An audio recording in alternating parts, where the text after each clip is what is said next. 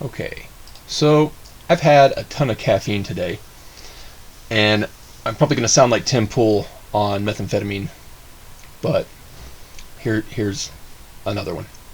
A set of railroad tracks usually is pretty boring to look at, uh, except when there's a train wreck. Then everyone wants to see it.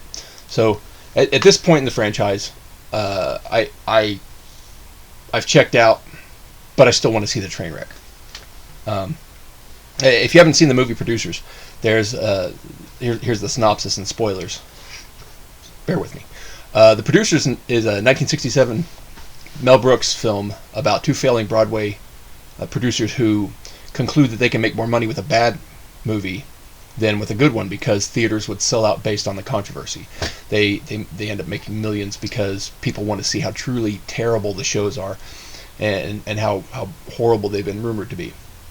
Um, Disney pulled a Nike. Star Wars is going to make bank, and just like Nike and its ads, at the end of the day, apathy and greed went out, and they still have your money. I know I'm getting to this very late in the game, but really that's the story of my life, and I have a few more ideas bouncing around in my head that I wanted to get to the ether of the internet before the next Star Wars comes out. Flubs and all, here it goes. I'll try to condense what I can. Keep in mind, nothing that I am going to say is probably even new information, but I had an interesting take on this. I want to take some time in this video to bloviate on the matter of military representation in the Disney Star Wars franchise. In 1977, Star Wars debuted. The official end of the Vietnam War was January 27th, 1973. There were plenty of military consultants and veterans just hanging around California. Someone with a basic grasp of military customs and courtesies was less than 10 degrees of separation from any given director or studio executive. Civilians had access to the most basic military manuals and guides. Baron von Steuben's Revolutionary War Drill Manual was revised and mass-produced in 1794. I personally own a library of reprinted Marine Corps field manuals and books, originally produced in between 1955 and 1970. My copies are revised editions from 2001 through 2007. It seems, in this new current year politics and Disney category button Star Wars, they have consulted no military personnel whatsoever. As a matter of opinion, it seems, especially with Rian Johnson's treatment of Admiral Akbar, they have no respect or interest in the customs and courtesies of any military, especially Western military traditions and hierarchy. Especially any fictitious military. It doesn't exist. Episodes 1 through 3 at least note parliamentary procedures and standards. They at least cover that vote of no confidence thing. The Galactic Senate is explained to be a large body of bureaucratic red tape and processes. The sequel has not explained any of these things. I've had time to marinate on this this subject of military. Now here's this. Most space battles can be reduced to World War II naval and aerial battles. A lot of the X-wing TIE fighter battles are akin to dogfights of World War I and II. The largers represent carriers and destroyers. So, scene by scene, here's my breakdown of The Last Jedi and my airing of grievances on the subject. Got a lot of problems with you people! Who are the First Order? Where did they come from? Who funded them? Are they Space Russia? Are they Space Al-Qaeda or Mujahideen? The original empire represented the National Socialist German Workers' Party. So why don't we get anything else? No explanation. Nobody knows. Nobody cares. No impact. No idea. Why does everyone think Luke is Space Patton? He just killed the baddies in the original trilogy. The end. In 30 years, there were no good guys to take over. Oh. Absolutely non-menacing or tyrannical red-haired guy is in charge. He and Kylo throw hissy fits. First Order drops the ball. They had plenty of opportunity to strike and stomp out the Resistance, by the way. By the way, resistance to what? This is like all of Hollywood is Antifa, and they're injecting themselves into this story. So there's no more National Socialists existing in the world, except in academia and Hollywood. Well, they can't make themselves the bad guys, so they have to make up a new bad guy. And now that they've made up this new bad guy, there's nothing bad. There's no substance. They wear black. Nothing has been established other than the bad guys wear black, or they have cool toys and they blow up planets. Poe charges the Dreadnought alone, and First Order fails to do a simple naked eye lookout or scan upon entering the planet's orbit. That's from the opening scene from The Last Jedi. No forward observers. They see Poe alone approaching, but not space filled with bombers. Nobody caught this. Nobody saw anything else other than one single X-Wing. Okay. That's stupid communication. It's horrible. Nobody saw it. Of all the ships that they brought to the party, nobody saw it. And there was that stupid communication lag stick for a your mom joke. Everyone hated that. Impotent First Order just lets Poe attack. The first thing you would do is scramble jets as soon as you enter orbit. That's kind of a standard procedure. So they just let Poe destroy the long-range cannons on the destroyer, the short-range things. And then there's some electrical issue with the ship. BB-8 plugs the electronics leaks with his metal fingers. By the way, electronics don't work that way. BB-8 would have fried all of the solid-state devices along with himself, and then down the ship and whatever. So the wing commander, Poe, is trying to destroy a fleet killer, and General Organa, instead of telling him good luck, do what you can, and allowing him to do his job, tells him to return and just retreat. When this is the supposed last of the Resistance, that's really smart. Also, why did she send him in the first place? What was his task supposed to be, if not to destroy the surface guns for a bombing run?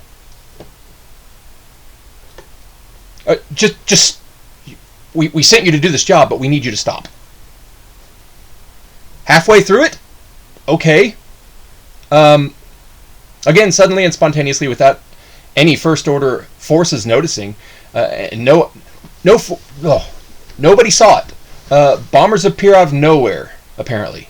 There are no sensors, there are no windows on the bottom of the ship so they could see that, here come the bombers. How about that? The gravity in space, that's been addressed. So bombs drop and kill a Dreadnought. Hux is cucked in front of everybody and berated by Snoke. The bad guys, if not before this point, are completely incompetent if it hasn't been established. They're not menacing, they're just well-funded. Okay. Finn's entire character has been reduced to a slapsticky Abbott and Costello archetype. Ever hopeful and optimistic Luke uncharacteristically throws his father's lightsaber over his shoulder and tells Rey to leave him alone, as if to say, screw my friends, my soaps are about to start. Subversion of expectations. Well, I expected this movie to be good. The comedic relief of the Porgs are when they start jumping on Anakin's lightsaber. At that point, I just really, really hoped one of the Porgs, well, the Porg on the right would have activated the lightsaber and killed the one on the left. That would have made my day. The moment Luke sees Chewie, and by the way, this is a great performance by Mark Hamill. The moment Luke sees Chewie and asks, "Where's Han?" That should have been the point where Luke gets his exposition dump and gathers his things to leave the not obviously Scotland planet to help the new Resistance. That moment, not the side story Karate Kid training montage that lasted most of the movie. Again, who is Snoke? Does anyone care? Kylo destroys his helmet, like into small pieces, so why does he have it in Episode 9? The whole thing with the space cow nipples. They waste time on obviously not Scotland Island, which could have served as time traveling to help Leia and the gang. Instead, we get a ton of useless exposition, world building of planets we don't care about. They really go nowhere. Who is Rey? Completely irrelevant. They don't answer anything. More wasted screen time. Why, if they were just going to rip off the original trilogy anyway, didn't we just get Rey's lineage and backstory instead of that shoehorn Captain Marvel? Here's your Jesus. Here is space Jesus. You have to suspend your disbelief. Back at the front line, Poe is demoted. Leia is upset that he took down a fleet killer. Great leadership skills. How dare you be successful? Side note, I served as subordinate to female officers, staff NCOs, and NCOs. I have no problem taking orders from women in military context. I have a problem with bad leadership, regardless of which gender it is coming from. Poor leadership is poor leadership, and it's easy to recognize, especially if you have had poor leadership. Leia was written as a moron who did not give credit to someone willing to sacrifice himself to fulfill his duty and serve those who he swore to protect. Yes, he disobeyed an order, but he got the job done. At worst, he should have just been reprimanded. After all, he did pave the way for a successful bombing run in space. The fact that the bombing run that bombing run got everyone killed, got the fleet bombers killed, that's completely irrelevant and not his fault. How is that his fault when he did his job? Here are the keys. You're in charge. And now the guy that handed the keys is in trouble for whatever. Jumping in an X-Wing and blowing something up is exactly what won the war for the Rebel Alliance. Twice.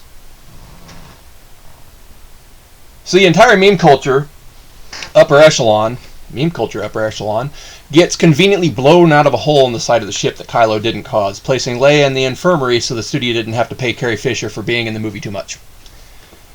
By the way, where were the shields? Shielding works against dreadnoughts, but not TIE fighter cannons. Noted. That'll come into play later.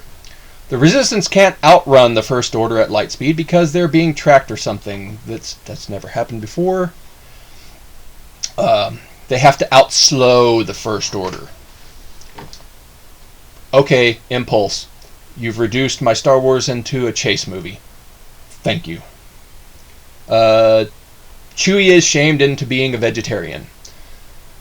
Because that was another thing. So the comedic relief in the original trilogy was kind of kept to maybe Chewie and Han at some times, but it was really delegated to C-3PO and R2-D2. But now everybody's comedic relief.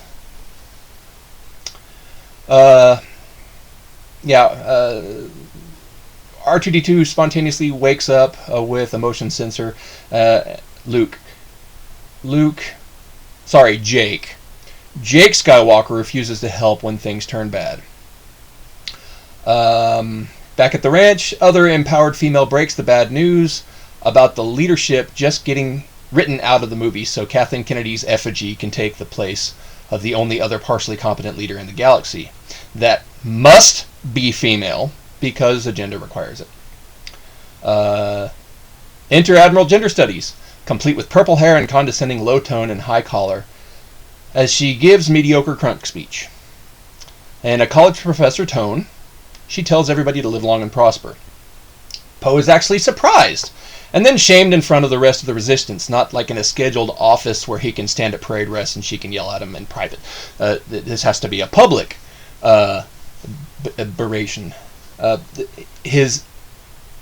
Poe's enthusiasm to duty which, by the way, is a leadership trait of every single military on the planet that's ever existed. Enthusiasm. His enthusiasm gets him a talking to. He asks for a plan and a course of action, and Holdo just shuts him down and tells him off. There was no demotion ceremony because it was there was an unofficial conversation between Leia and Poe, but Holdo decides she wants to demote him anyway, and she berates her only CAG, which, by the way, she demotes him and then doesn't promote a new commander in his place. Okay. Poe wants a task and purpose regardless of what the plan is, and Admiral Purplehair condescendingly assures him what time it is. She tells him he is unpredictable and dangerous, with a smile on her face.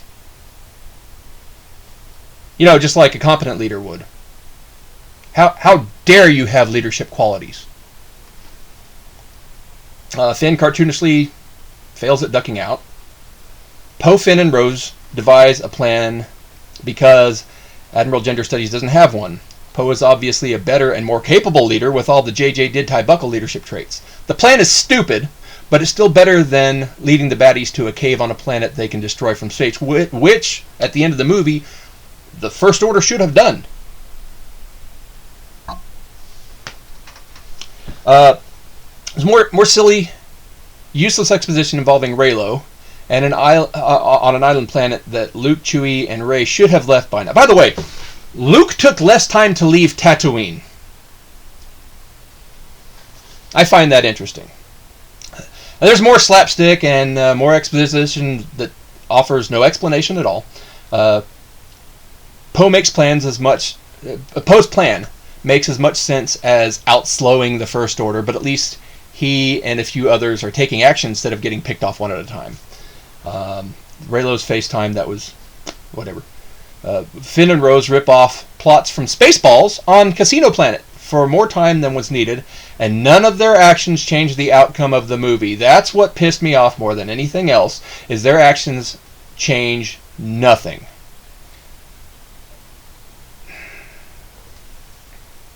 And again, they ripped off Spaceballs. There was another YouTuber that mentioned that. Spaceships apparently run out of gas now. Apparently laser cannons curve in space at short distances now. Admiral Incompetence stays the course of an ever-failing plan to just keep swimming. Rose and Finn meet Stuttering Guy, and they rip off parts of it, more Empire in return.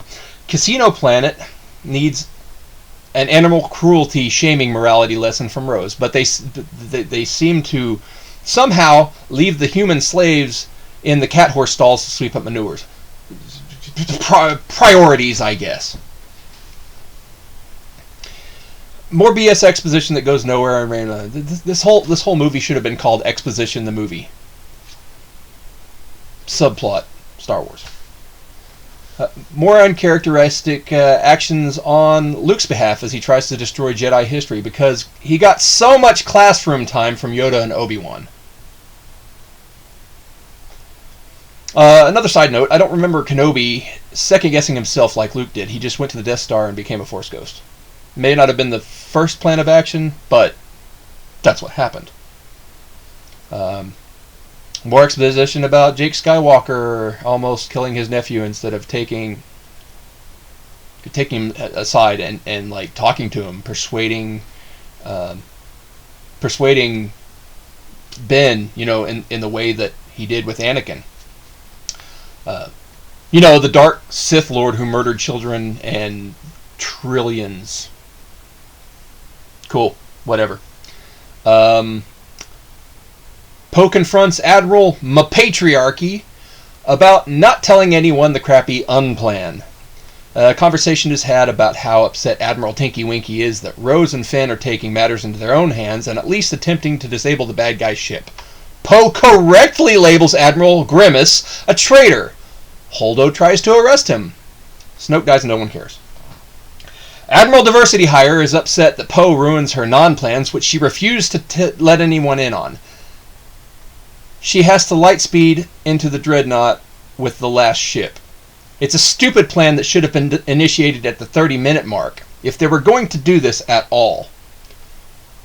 So in a galaxy far, far away, where they have faster-than-light travel, planet-destroying weapons, hovercraft, jetpacks, laser guns, and carbonite preservation, they couldn't remote pilot a starship to do this. They didn't have ship-to-ship Bluetooth, no radio-controlled explosive or guidance missiles. We had radio-controlled explosives in the 1800s. Like we were experimenting with that as a species. Okay.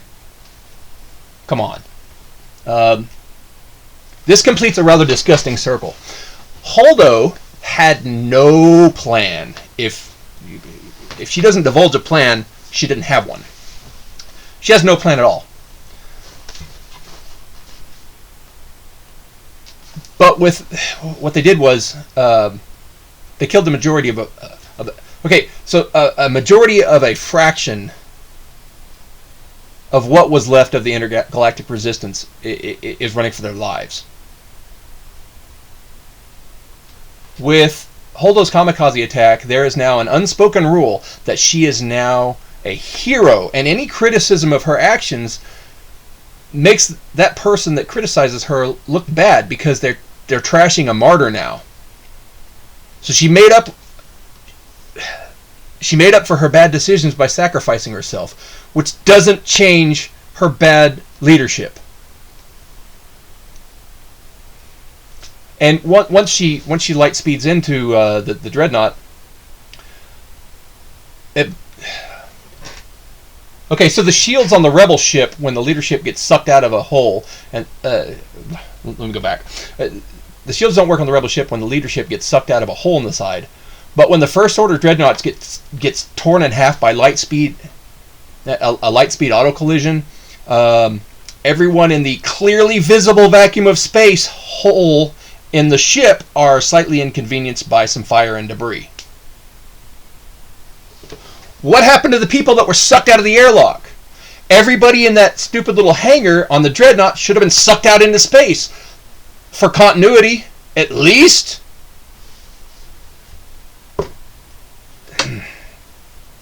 Raylo fight with Dragon Ball Z powers. The Force is now Dragon Ball Z. Awesome. So they go down to the Salt Planet. Rose undercuts Finn's entire hero's journey by stopping him from being a martyr and saving everyone. Subversion of expectations, right? Luke's hero's journey is usurped by making a Force Ghost instead of... Or, not Force Ghost, a Force projection instead of making an interstellar Skype call.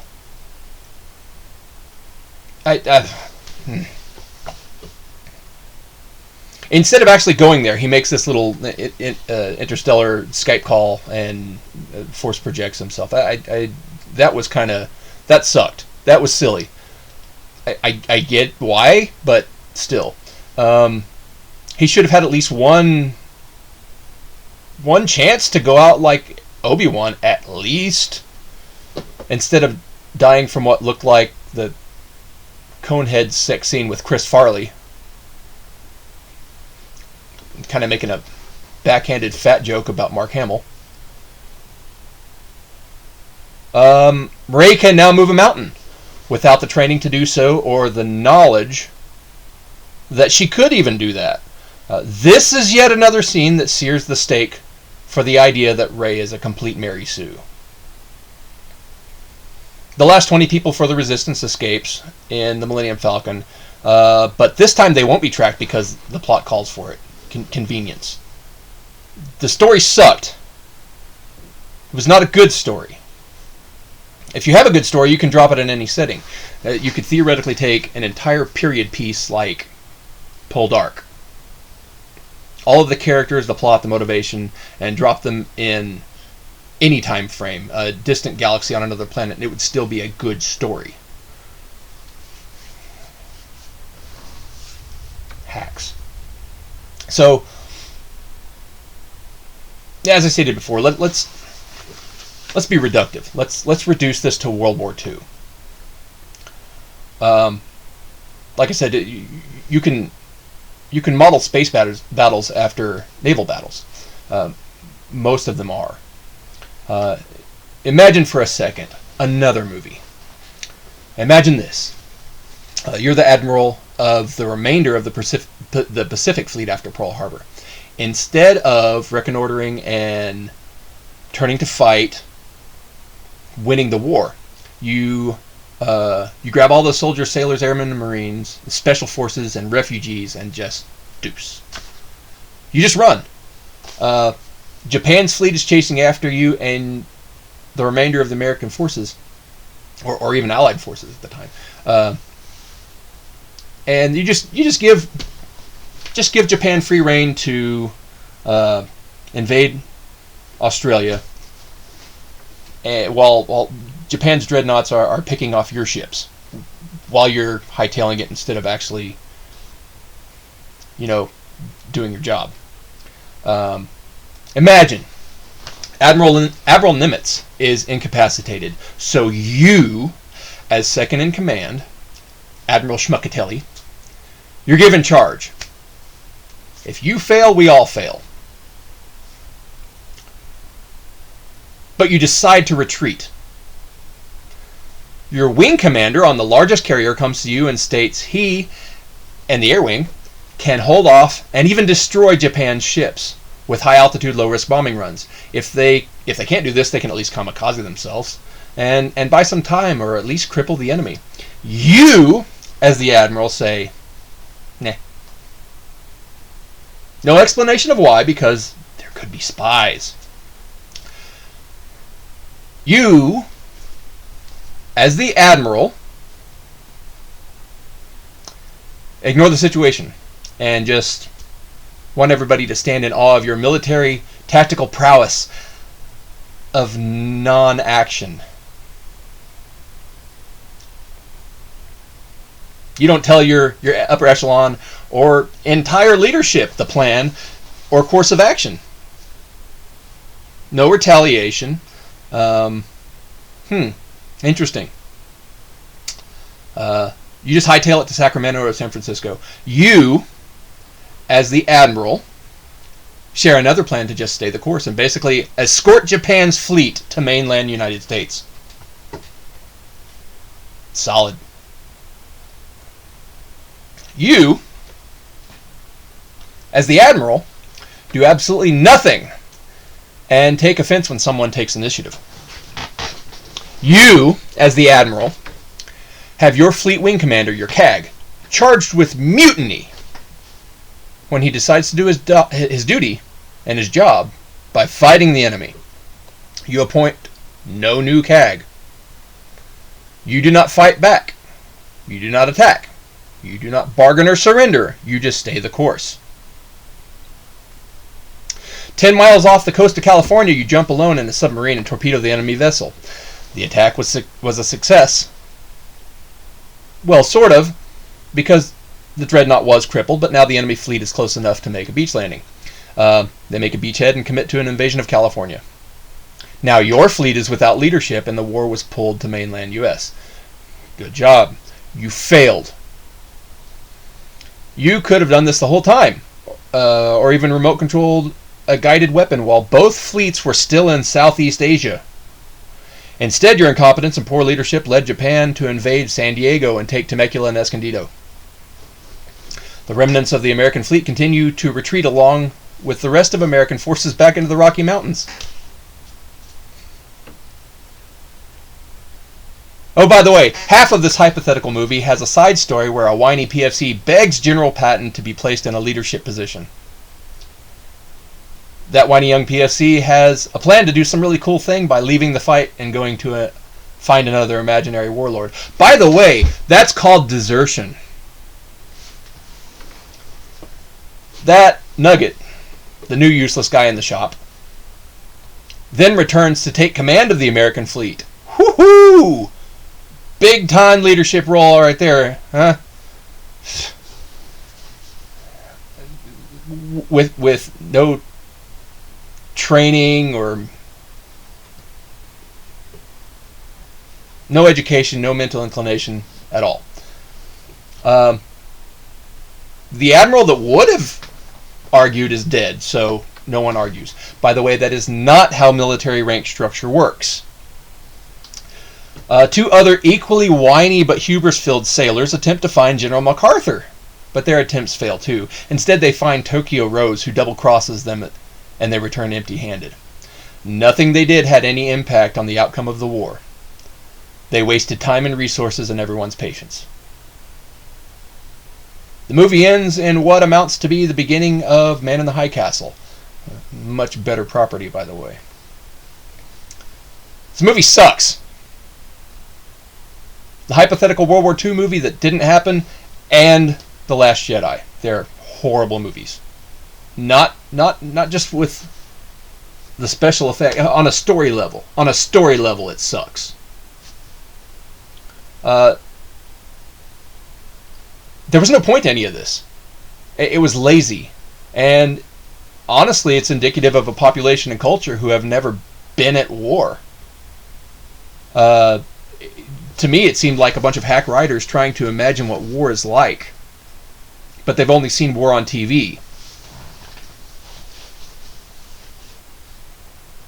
Which is also, usually, Hollywood events that they think what war is supposed to be. So, it's several generations removed from anything close to what war would be like.